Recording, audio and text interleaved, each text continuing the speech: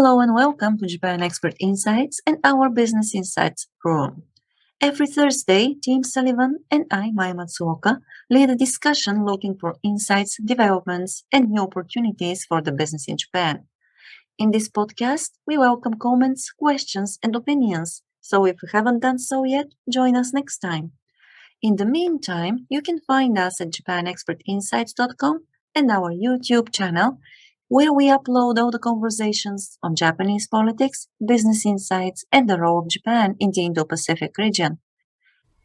Good morning to all of you who joined us just now. It's early morning in Japan, 8 o'clock Thursday, April the 28th, and today we've got a very special guest. So as you can see, his name is Manabu Goto, and we talked with him, Tim and I talked with him about a couple of weeks ago, but that talk was actually it resulted from an interview which Manabu Goto had with Anthony Griffin. And then that interview was one of the most beautiful things we, both Tim and I, had read recently. So somehow, it went without saying that we wanted to have Manabu in one of our Thursday morning rooms. And of course, as always, we have Anuchi Awase, and we talked with him, and he told his story in such a beautiful way that I think that, it's just an inspiration, pure inspiration. And there is a lot, one of the purposes of this room is, of course, to give ideas, to also give examples of people who have overcome hurdles, obstacles, difficulties on their way in business and also on their way in living and working in Japan. And Manabu, he has come up with an idea about connecting people. And it's not just connecting people, it's connecting people in a way which is meaningful and which helps both sides, the people who need help and those who can provide it. But at the end of the day, what happens is that both sides benefit from being connected. And of course, without saying anything more, I would invite Manabu to tell us his story. So Manabu, as Tim said, you're the only one who can tell your story in a way which can move everybody. So please go ahead, and after that we will invite people who want to talk with you or have questions. And of course, please, at that point, just answer them. Of course, we'll have some more questions to you as well, but let's start now. Okay. Thank you so much, Maya and Tim, for inviting me to such great chat room. And I don't get used to talking on the clubhouse, but I'm going to do my best. And my English is not so good. So if you have any question, I'm going to do my best to answer the question in English. So first of all, probably I'm going to introduce myself. My name is Manabu Goto. I'm basically a miserable single man who run a business and every day walk like a dog lately. And I'm doing the business called Cell. We developed a platform right now, which is the platform basically matching international people who are kind of big fan of Japan and also learn Japanese, and with senior citizens, basically around 60 years old, 65 years old. Some of them much older than this. Some of them much younger than this. Even like university student sometimes join our platform and talk with international people in Japanese. The part of the uniqueness we have in the platform is everybody will have a conversation in Japanese. So even if like some of them feel a little bit like difficult to speak English, they can communicate with international people in Japanese. So it gives, especially like senior citizens, to feel much easier and safer to express and explain about their experiences and communication with international people. So the reason why I'm doing this is I always wanted to contribute to society, and I realized that the senior citizens, they have a lot of like great experiences, and all the past they have like experiences from job and life itself, and they have a lot of beautiful philosophy. So I want them to pass down what they've learned from their lives to the next generation. So this is what I want to do. On the other hand, international people, especially from Southeast Asia, now Japanese government trying to accept a lot of people from overseas, and I wanted to, since I lived in the US and India, and there's a lot of like diversity there. So I want Japanese society to be like this. But unfortunately, there are a lot of problems. They feel a little bit difficult and trouble dealing with the language, and some of them run away from their workplace. Actually, they have debt before they come to Japan because there are a lot of like bad brokers when before they came to Japan. So in the future, what I want to do the business besides sell is to build the language school and all the educational. They are like a black box in the process of coming to Japan, especially from Southeast Asia. So we want to try to solve this black box with the power of IT. This is what I want to do. So now we have 15,000 users from over 140 countries, and we have and over I don't know how many conversations we have, but like there are like conversation going on every week. We have nearly like 2,000 conversations between senior citizens. I mean, Japanese people and international people on our platform. So we try and increase this conversation right now, and not only to develop this system to the 2C business model, but actually we implement our system to the government office, such as Kanagawa Prefecture and Toyota City and Kashiwa City, and now like we negotiate with the Osaka City right now. So not only like providing our service to the user itself, but the government also facing this aging society, and they want to provide this mental health care service to senior citizens as well. And so we can actually collaborate together. So yeah, probably this year, hopefully we can expand this business model to the government over 10 cities or something. So, and the funny part that after senior citizens participate in our platform, actually, sometimes they have a lot of prejudice and bias. And prejudice and bias, me as well, makes us socially blind. Like we judge somebody with our bias and prejudice, just like Americans are always like this, Japanese and Chinese and stuff. And especially these senior citizens have this kind of mindset sometimes. But after they talk with like French and Taiwanese and American and Vietnamese, they somehow they change the mind and change the way of thinking toward someone different. And then some of elderly people talk to us and email us. Actually, like they talk to the people who work in the convenience store from somewhere in Asia, and then they ask them like where you're from and what's your name. And when they bump into somebody on the street, like they ask these international people like what kind of job you guys are doing and stuff. So one of the visions in the company is break down this kind of barrier between Japanese and international. So probably like this is going to happen to our project right now. And one guy is talking to the over 1,000 people from Mishima, Shizuoka Prefecture, and he introduced what's Mishima and also his experience, and he got over 100 friends from overseas. So no matter what age, religion, caste, gender, and stuff, I really believe we all have a right to live in peace and love and this kind of stuff. So it's really tough process and painstaking process, but I will take my best shot to expand this kind of, not the platform, but this kind of sense of feeling to the people. This is my dream. Everybody asks me sometimes the reason why I studied this business, and I'm always asking myself, and because it's really tough path and the process sometimes. But looking back, the person who gave me the first opportunity to have interest in the different world from Japan was my mother. She's a freelance photographer since I was born. Before I was born, she's even doing it right now. And when I was a child, between 6 years old and 12 years old, she wasn't always in our house. Like she always went somewhere on a trip. Her business trip. So she wasn't in Japan sometime for 6 months and staying in China near Great Wall of China and filming some movie, and sometime in the US and traveling with circus people and Europe, like everywhere. So when I was a child, I always sense of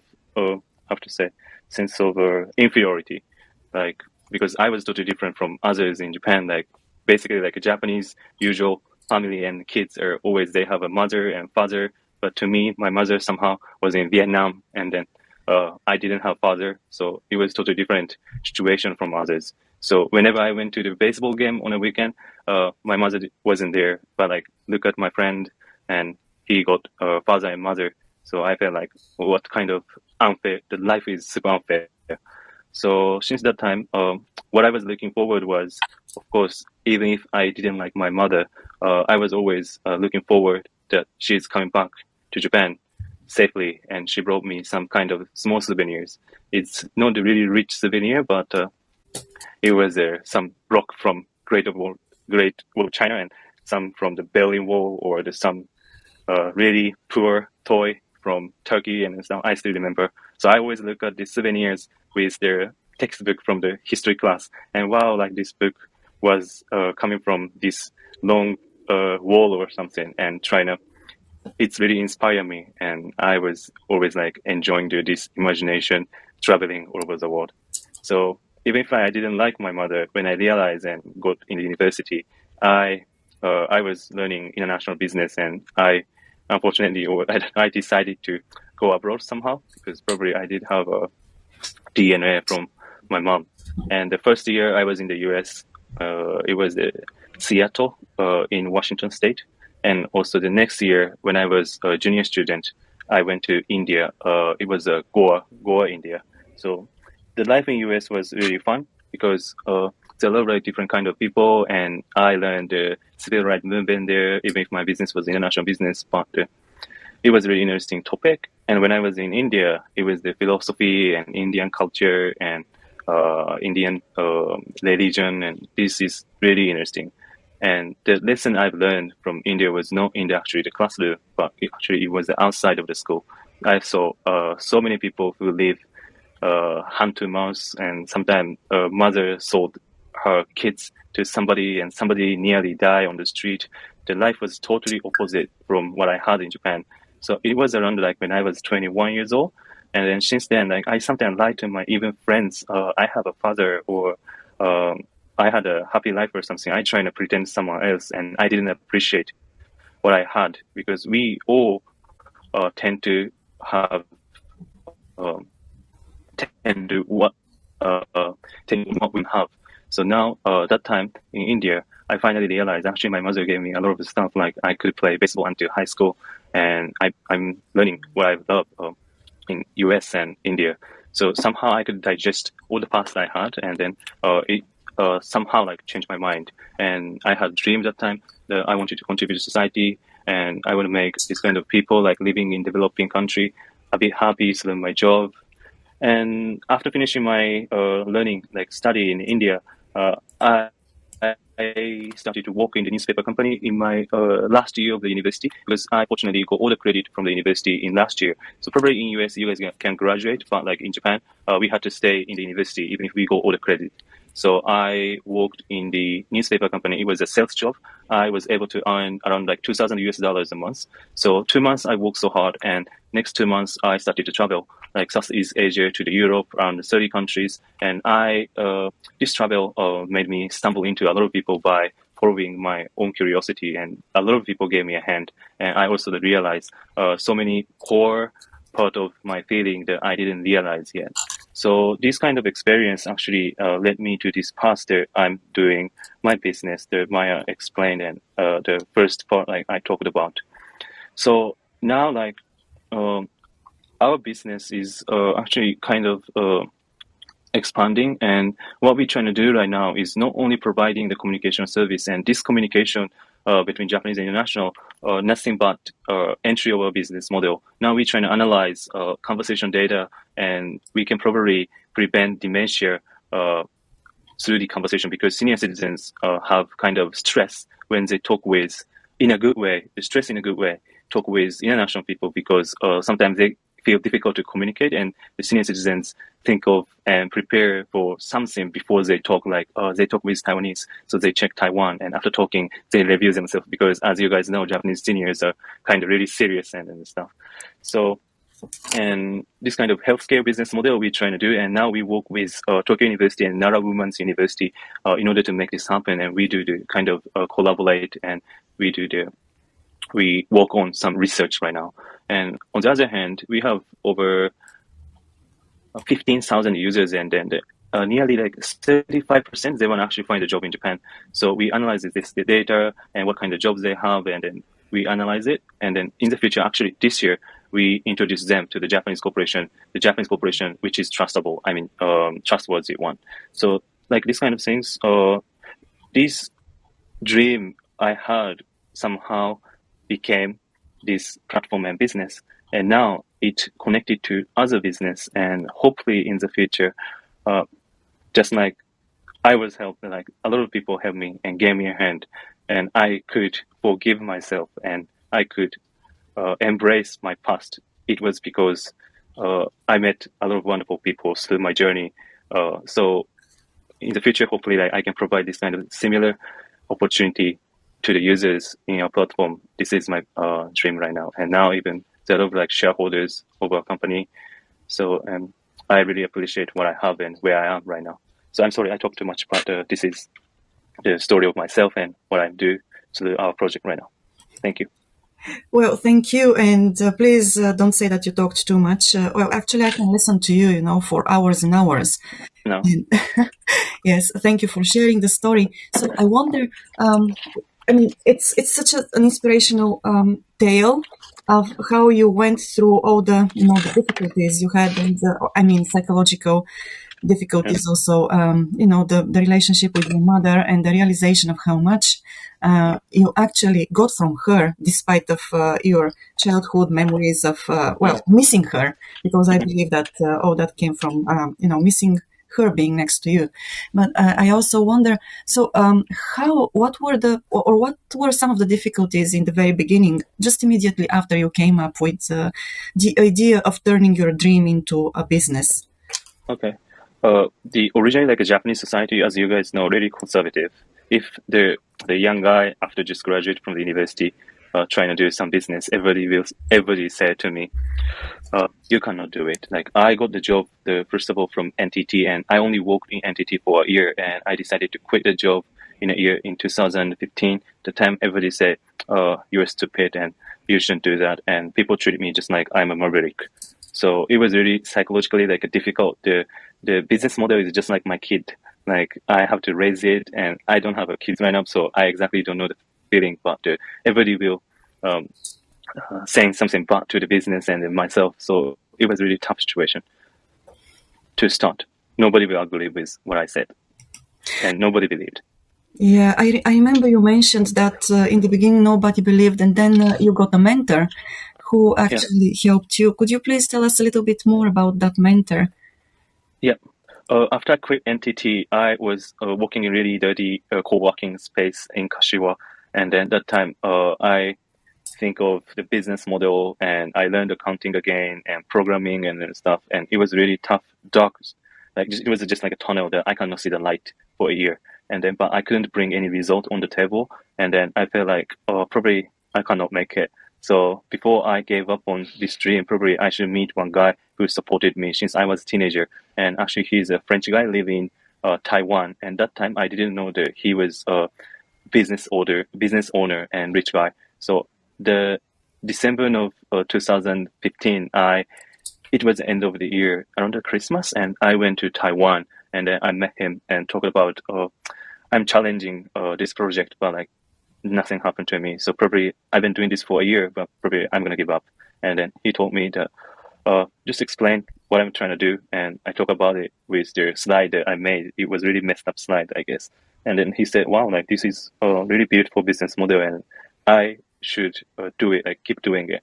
And then he left the table for 5 minutes or something, and then brought me $3,000 and he gave it to me. Like, he said, even in order to register the company, like, you need the money, just use this $3,000. And then I was like so surprised, because I thought he's just really just normal guy. I just thought he's a normal guy. And then I said, like, thank you so much. And I brought this my money to Japan, and actually the next month he remit 50 million Japanese yen to me. So, and this is the turn of the event. I was able to start my business. Well, I don't know whether, people say that it's usually luck. Yeah. So you also need to be able to recognize that luck, that the opportunity which can get you moving forward. So, and it's wonderful that you met that guy and he got you moving on. So we've got Erwinton. Hello, I'm not sure whether I pronounce your name well. If I mispronounce it, please forgive me. So yes, hello, what brought you to our room today? And what are your questions to Manabu? Yeah, I have a question, Manabu. So, yeah, I just want to make sure. Basically, you say that your business is like Cambly, but the difference is that Yeah. you are connecting all Yes. people in Yeah. Japanese and those who want to improve their Japanese outside Yeah. Japan. Yes, but we focus on like Japan side, like collecting and getting senior citizens. They're kind of active senior, and then because like they have a lot of experiences, and then the Japan also face the problem of aging society. Not only like the giving the user the opportunity of Japanese learning or education, but at the same time we want to solve the problem of what Japan has. So the business model is the same, but the problem we want to solve is a little bit different from Cambly. So, Manabu, and then if you Yes. don't mind me going on with another question to you. So, your company's name is Hyaute.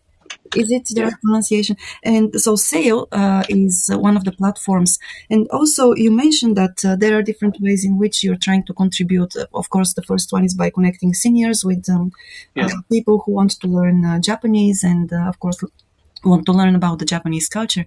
But what are some other ways of doing that?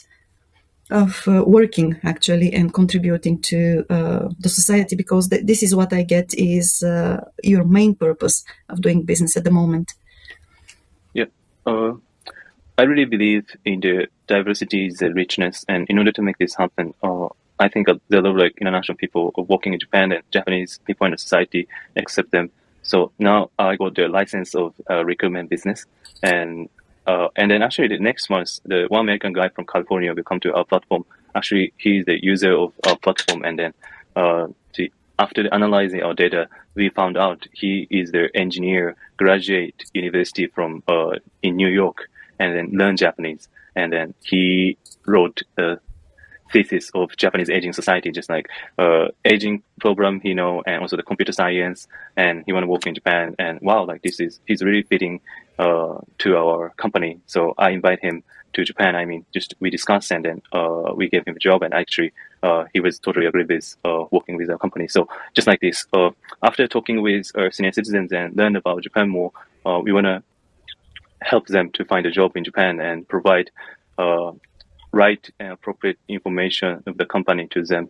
Because some people, even if they come to Japan, they leave Japan, or they quit company. So because it's the unmatching is going on. So of course there are like probably there must be some problem in this process. So we want to solve this process right now. And yeah. Yeah. So solving problems, right? Yeah. Yes. So one thing, which just I discovered, is maybe not the right expression, but I noticed while you were talking, was that your model is actually applicable, and it is reproducible to to other countries and other societies. So are you thinking about going international, like finding partners overseas and actually growing overseas as well? Yeah, one of the reasons I started this business was the moment I was talking with the old woman from Florida. When I came back from traveling, I was totally broke, and then I asked my mother at the time.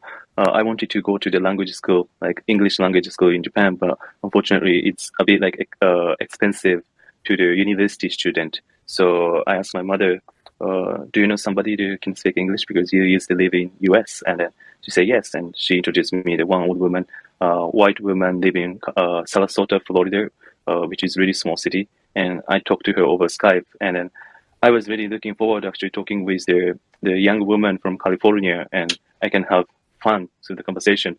But the expectation was wrong. Like even if I talk with this senior woman from Florida, I learned a lot. Just like I learned the civil rights movement history in the U.S. So we exchanged idea, and he told me her philosophy and experience and everything. At the time, he was 80 years old or something. And then one day she told me that it's really wonderful what if she can talk to other people as well, just like she's talking to me, not only like Japanese, but like Thai guy, and then Chinese guy, and then more like Asian other people. And I feel like, yeah, it's true. And then it's not only me, but just if she can talk with a lot of people all over the world, she can feel happy. So what I want to say here is yes, the answer is yes. I want to expand this business, like duplicate this business model not only to Japan but like to US or the France or the all developed country nowadays, like facing aging society. So this is applicable, and we are planning on doing it. And our investors are asking me to do that in a 4 years specifically. Yeah. That's not much time, so I imagine Yeah. you're very busy. Yeah. Right. But at the same time, it sounds to me, I mean, well, let's say the different parts of the story which you just told us, the part about your mother and the part about this woman in Florida. So everything looks like a blessing in disguise, even though we don't recognize it in the beginning. At the end of the day, it turns out to be something which helps us on the way forward. Oh, you mean this French guy? And the French guy too, and then Yeah. the woman in Florida who you Yes. talked, well, first, of course, you wanted to talk with somebody young, probably your age. Yeah. But at the end of the day, So true.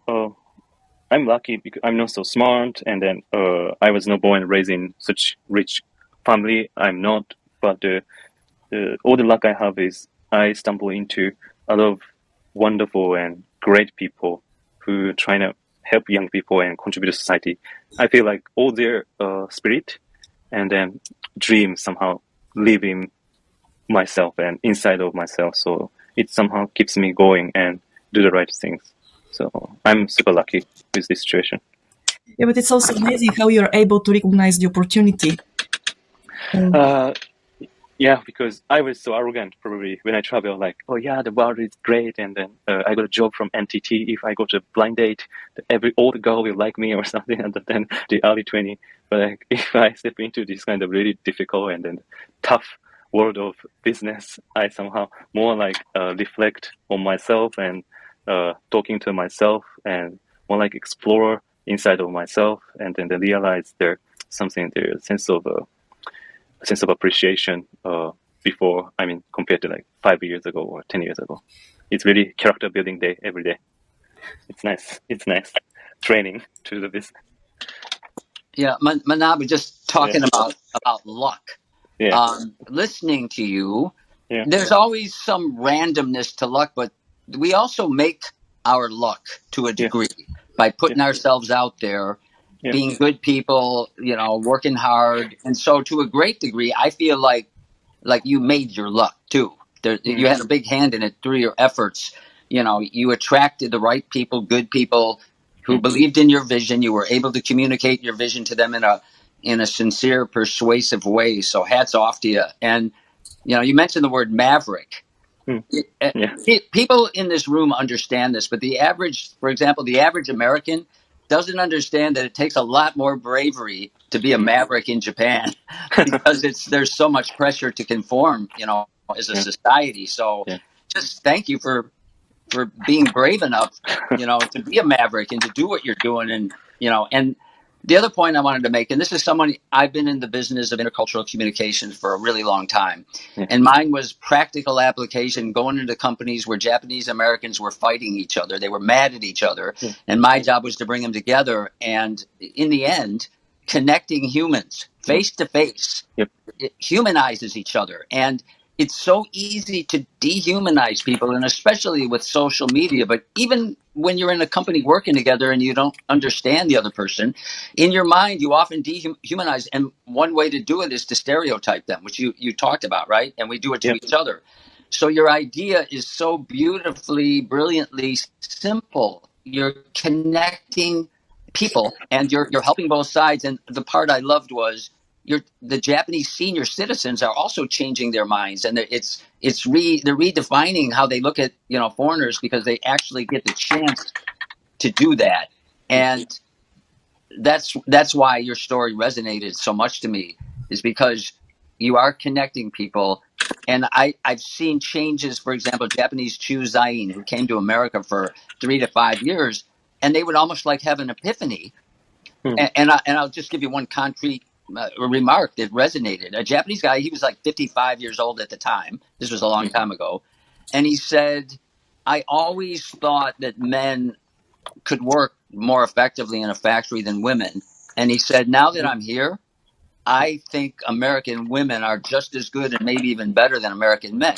Now, I'm not saying that's true or not true, but the fact that working directly with an American woman and seeing her produce great results and him being happy with her was an experience that something you can only learn through your direct experience of doing that, right? Yep. So anyway, that's why it resonates. So thank you so much for what you're doing. I just wanted to make a couple of those comments. Thank you so much. I totally agree with you. What you said. Probably we all are afraid of what we don't know, and then we always make a judgment to others. So through this project, I realized the judgment is critical, but observing is educational. I always asking myself to observe and not judge, and I always also want our user to be like this, not just judge people over a sudden. I mean, just first of all, but like observe and learn something. And to this business, the purpose of this business somehow educate people. I mean, the Japanese people to be more diverse, and I hopefully I can bring the openness to the Japanese society. Thank you. Yuka, good morning. Thank you for coming on stage. How are you today? Good. I feel like I haven't seen you guys for ages, so I'm glad to be back. Thank you, Manabu-san, for a beautiful story. And I got that, like a beautiful part and the kind of soft side of the story. And then, the Meyer and the Timothy is going to say, here you go again, Yuka. But I like to understand your business as a business. Okay.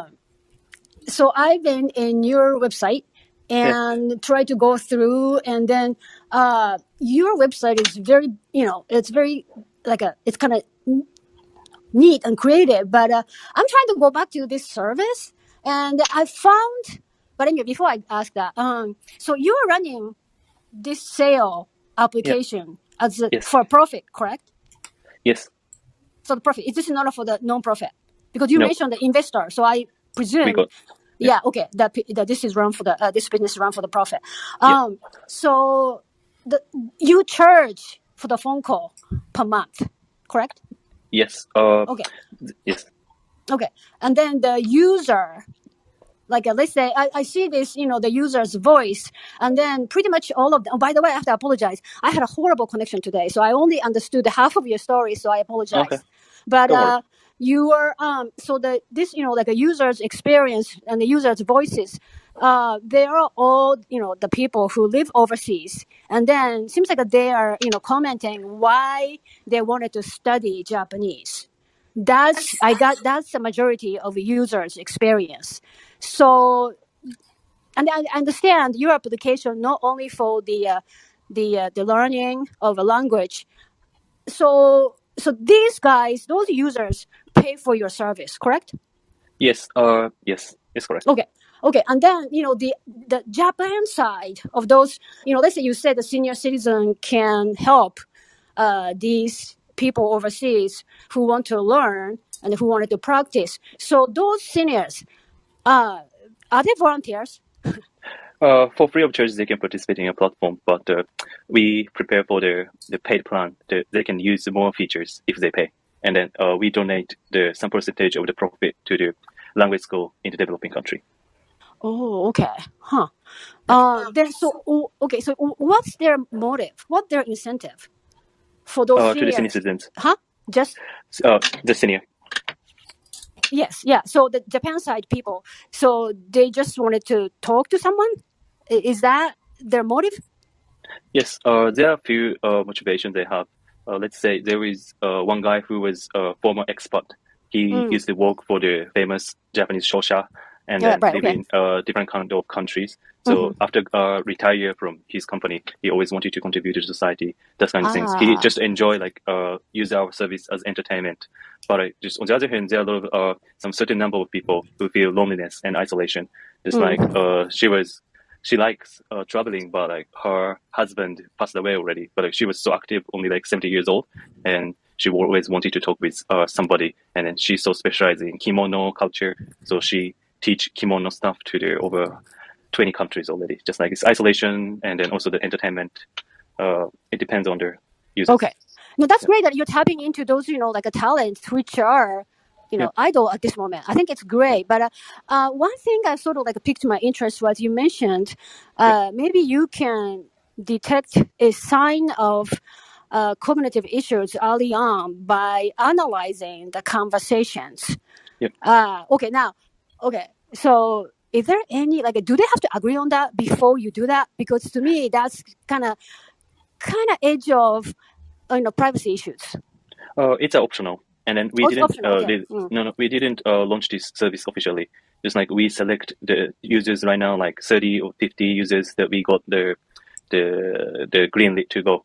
So we analyze that one and working with Amazon and Tencent from China, and then to analyze it right now. So we Okay. didn't apply this feature to everybody, not yet. Okay, cool. All right. So the last question, sorry, Jovan. The last question is, so I see that how many people have used your service and how many hours they have spent on your application. And I got maybe 3-4 hours per person. So is that a typical usage level?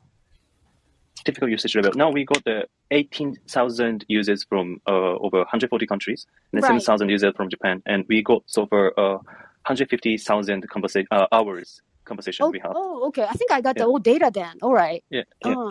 Okay. Okay. So how long have you been around? I started this business November of 2018. Well, I registered the company 2016. At the time, I was just a student. Okay. Well, thank you. Yeah. It's a great story. Thank you so much. Thank you so much. Thank you, Yuko, and welcome, Jovan. Hello, everybody. Hello. Thank you so much, Manabu, for the story. I received a call. Half of the story didn't hear it, but what I have heard is so interesting. And congratulations of your activities. Really, really nice. I have a question. From your experience, I'm sure you know Masako Wakamiya. She's been very famous about kind of the oldest people who became developer and became kind of like an app developer. So it became kind of the poster story of how we can retrain elderly into this digital world and digital era. So in your experience, how likely is to have a massive retraining of elderly to take digital jobs, for saying that? And it doesn't have to be just app developing, but also could be like robotic teleoperation, for instance, or other kind of digital related technologies that they could make an impact, even though that they are 80 or even 90 or more years old. They could still have a very important role developing, creating in this digital or exponential technology reality. What are your thoughts about that? Okay, thank you so much for the question. And then, actually, we always have trouble implementing our service to the senior citizens because they feel difficult using IT device and stuff. So I'm doing 2 points. The first one is to focus on active senior citizens. They are not 80, they are not 90, they are 65 years old around. So they're able to use PC and then smartphone. So we relatively provide our service without any hitch. So we are now focusing on the age around 65. And then the next one is we're trying to make our application for Japanese really simple. Just put a reservation and have a conversation on the platform and not let them use other service, just like Zoom and Google Meet. We just reservation, conversation, and estimation, review, one-stop seamlessly providing it in the one platform.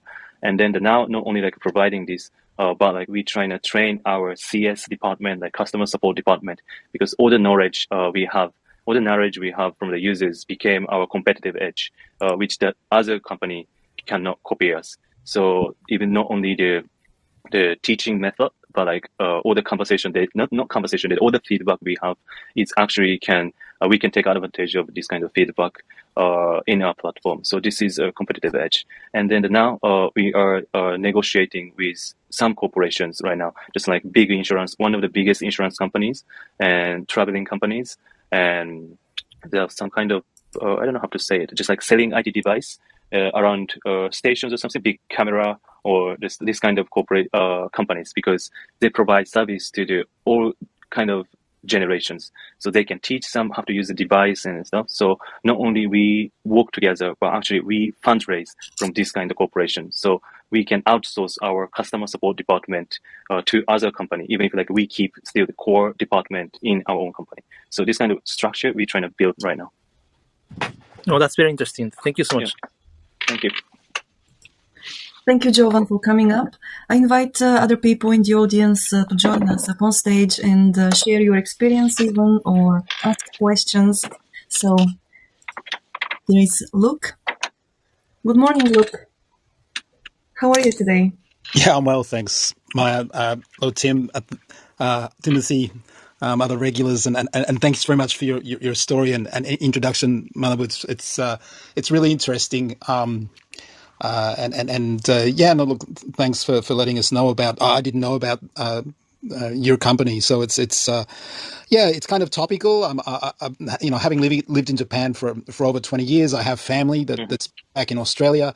I had to sort of laugh when you said, not at you and your service, but my own situation with, of course, my father is quite aged, so he, I think making the service as simple and easy as possible is really. It might sound, a very simple approach, but when you get to somebody who's at that age, he's using Skype for myself. He uses another Chinese service for my brother that's in China. He uses another service for somebody else that doesn't want to use Skype. Like it's all over the place in our family. So to have a system that they trust and that they like to use, it's very simple to use.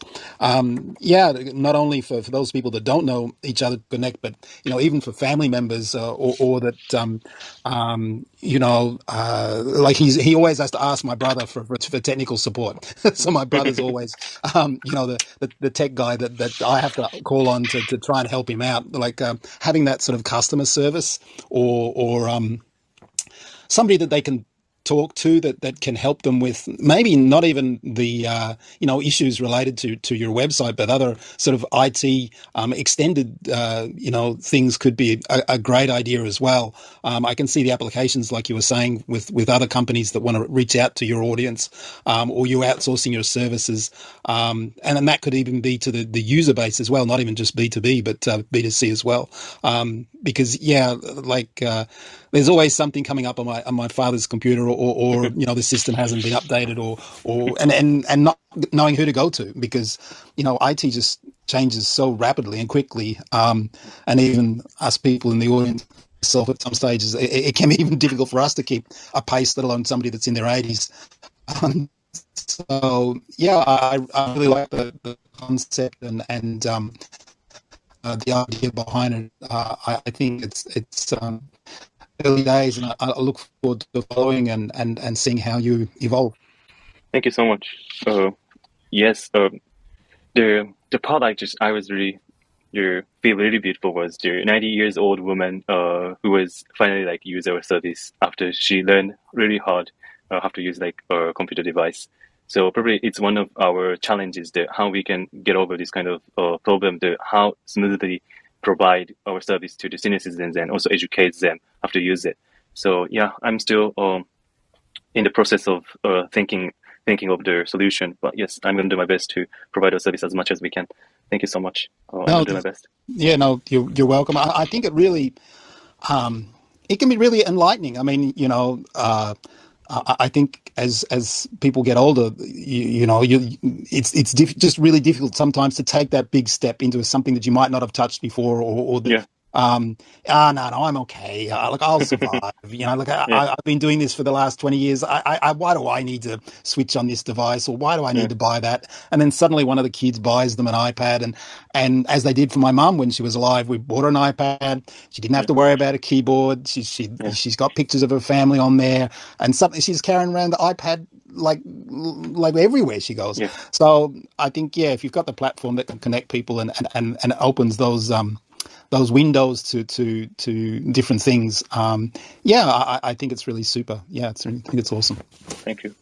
I somehow like feel there, let's say like a Toyota car corporation, automobile corporation, like thousands of people every year retire, and then after they retire, they don't work anymore and staying home, and they do some volunteer and stuff. They basically don't have any chance to connect with society, most of them, as according to my research. But they learn a lot, like they know a lot of things about like Kaizen and their experiences. So for me, I want them to fulfill their responsibilities, because they must have been helped by a lot of people when they worked, but after they retire, all of a sudden they are out of responsibility. They don't contribute to society somehow, or they stop it. So I want them to join our platform and pass down all these kind of experiences and knowledge on the younger generation. So yes, in order to do this, I need them to learn this ICT or IT to communicate with young people or other people, and then just give them this kind of really valuable experiences. Yes. So how are you promoting your business to them though? Like, let's say my parents, they only watch TV, right? Yeah. So I don't think you are running a TV commercial, right? That's very expensive. No. So no. How are you spreading your words?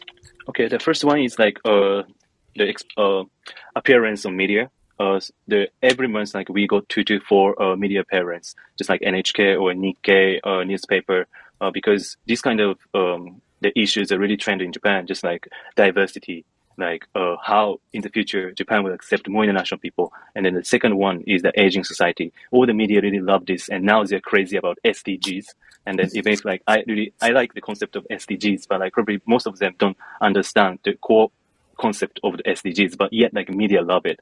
So this business model somehow connect with SDGs concept. So the media will pick up our service and they broadcast or put it on the newspaper, and we can get like some certain number of users from Japan, because senior citizens always need a newspaper. And then the second approach is the work with the Japanese government office, because senior citizens, they are super conservative. They only believe Toyota, Sony, and Toshiba, all the big name corporations. They don't believe in startup or venture corporations in Japan. They just talk to us just like we are nothing, like help sell who you are, and then everyone's like this. But like if we work with the Kanagawa prefecture, we got the contract from Kanagawa prefecture the end of last year. We got the press conference, and then we got some ceremony with the governor of Kanagawa prefecture and on the newspaper. And then this government Kanagawa prefecture, we got some people who work together, and then the Kanagawa prefecture staff expand our business to the senior citizens in the name of Kanagawa prefecture. So we don't need to go front, just like we let them do. So meaning, the meaning is they believe, the senior citizens believe Kanagawa prefecture, not us. But if we delegate this responsibility and sales job to the Kanagawa prefecture, okay, just we got a function of Toyota or Sony corporation, this kind of trustability. And then the third one is we work with the big corporation, like 2B business model, just like this traveling agency or insurance companies. They have already the customers. So they add our service to their package and sell our product to their customers. So this is how we expand. Of course, we do some marketing stuff, but this 3 part can help us to expand the business right now. You know, the third one that you mentioned, I think it's probably very promising. That's very interesting. Yeah. And I was just thinking, because you said the Japanese seniors are very conservative. Yeah. And I think, that all seniors tend to be more conservative, globally. But if you can ask, maybe, the Toyota, the HR, to talk to those retirees before they retire, the existing availability or service like yours. But anyway, seems like you're doing a great job in spreading your words, and thank you. Thank you so much. Thank you, Yuka. And Jovan, go ahead. Yes, thank you, Mario. Thank you so much. I have one comment and one question.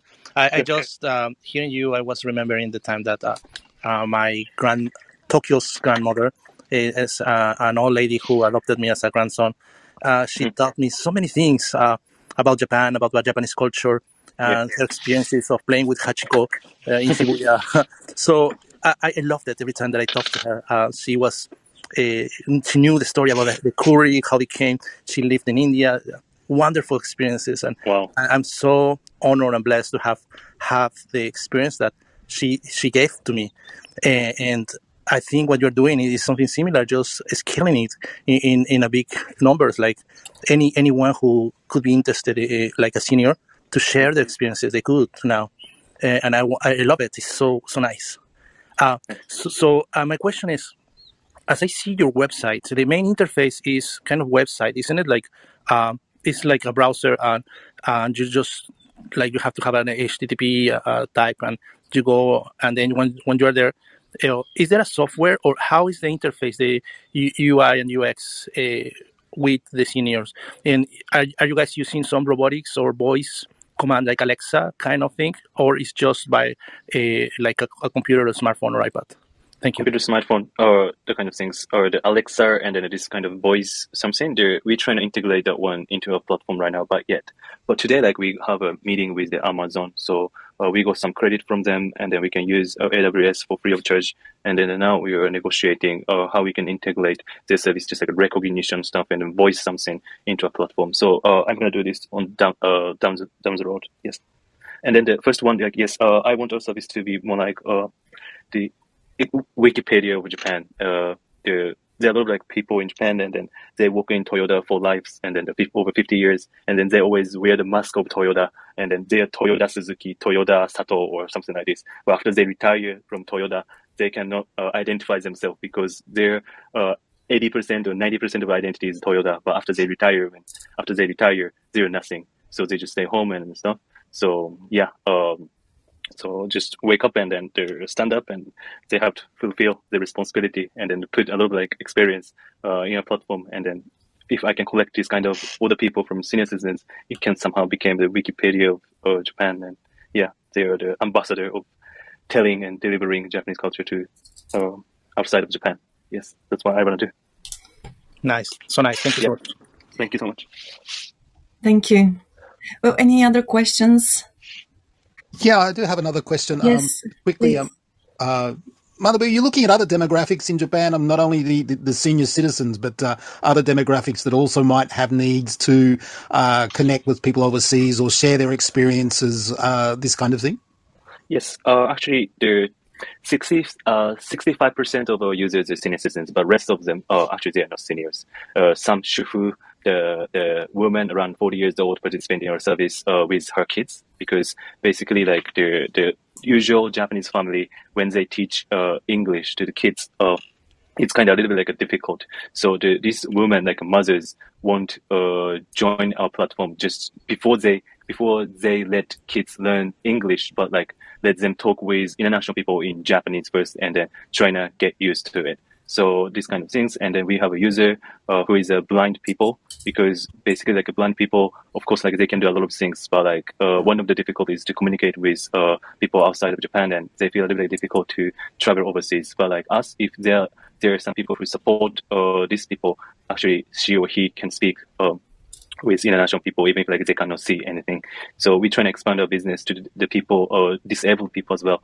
Also the mothers who have the kids, and also the university student in the future. But now we stay focused on senior citizens, because since we are not the big corporation, I want to put all the resources collecting senior citizens, and then develop and sharpen the product. Then we can probably targeting other target. Yeah. No, that's really interesting. I think it's a great move. Just initially, I mean, those demographics, they're going to move into, as time progresses, into that core group that you're working with. And just one anecdote, I mean, I'm always approached like, oh, Luke, why don't you teach English? Or because I know some other mothers are looking for a foreigner that could interact with the kids, and they used to have a homestay, kids come from overseas, but now because of Corona, that's not happening. And they really want to interact with people from overseas. So I just saw that connection to what you're doing. And it's kind of, it's been discussed on this platform, in the past, that sort of untapped resources of the female demographics that just have really awesome business skills, or they've traveled overseas, they've studied overseas, and now they're either at home or they're working part-time, and they still want to interact with the outside world, of course. And your platform could be the window of that opportunity, as you've already said that you are. There's a certain percentage that are using it that are not in that age demographic. So that's great to hear. All right, great. Thanks for that. Thank you. Thank you for comment. I know, Maya, you have to go, right? Sorry, can I just say one thing? Sorry. Yes, please go ahead. Sorry, quickly. No, that's okay. Manabu-san, I have to say, when you have started this room, initially I had a doubt about the scalability of your business, but the more I've heard, your story and how you're operating and what is your goal, and especially how you are promoting your business, I think this is really interesting. So I'm glad that that you had a chance to listen to your story, and thank you, Maya, and Atami-san too. Thanks. Oh, thank you. It was our honor and pleasure to have Manabu today. Really, thank you so much. And thank you, everyone, for coming on stage and being part of the discussion. Yes, indeed. Thank you, everybody. Thank you, Manabu, for this beautiful conversation. While I was listening to you answer the questions, of the people who came up and asked them, I was thinking that from purely business science point of view, your story is not just a beautiful story, but it's also a textbook example of how to run a startup and how to make it successful. And this is something amazing because it's not just the business for the business or business for the profit, but this is business for doing good. And I believe that there is a lot which every one of us can do out there. We just need to find an idea, to have a dream and not give up, use the opportunities that come our way, recognize them, of course, first. And you have done all of this. And I just cannot tell you how much I appreciate your coming today to this room and sharing the story with us. Thank you very much. Thank you so much for having me. And we hope you'll come back someday and give us updates in sometime in the future. I think it would be great to continue to monitor your story and your progress. Absolutely. I'm going to do my best. Thank you. Yes, please, because this is how things work the best. Consistency and, of course, repetition work really well. So, thank you once again to you, Manabu, and to everybody who joined us, who stayed with us in the audience corner and listened to the conversation. If you have missed some parts of it, it will be available immediately after we close the room here on Clubhouse. There will be a shorter, faster version actually on YouTube sometime next week. You can listen to that too. Of course, if you found this story inspirational, please share it with your friends and tell them that they can listen to it either on Clubhouse or on YouTube. And of course, please join us again next week on Thursday morning when we will be here again. In the meantime, you also know that we have the Japanese politics room on Sunday morning with Timothy Langley. Also, next Monday, we've got the geopolitics room with Professor Stephen Nagy. So if you're interested in what is going on in the region, you can come and listen to that room as well. With this, I wish you a great day, a successful remainder of the week, and also a happy Golden Week. Thank you for coming and staying with us today. We will be on air next week on Thursday at 8 a.m. Japan time again, so join us. Until then, you can find us at JapanExpertInsights.com and our YouTube channel, where we upload all the conversations on Japanese politics, business insights, and the role of Japan in the Indo-Pacific region. If you want to stay informed about our upcoming events, you can follow us on Clubhouse, LinkedIn, Twitter, and Facebook. Again, we're looking forward to your joining us next week. Until then, stay well and make the best of the day. See you.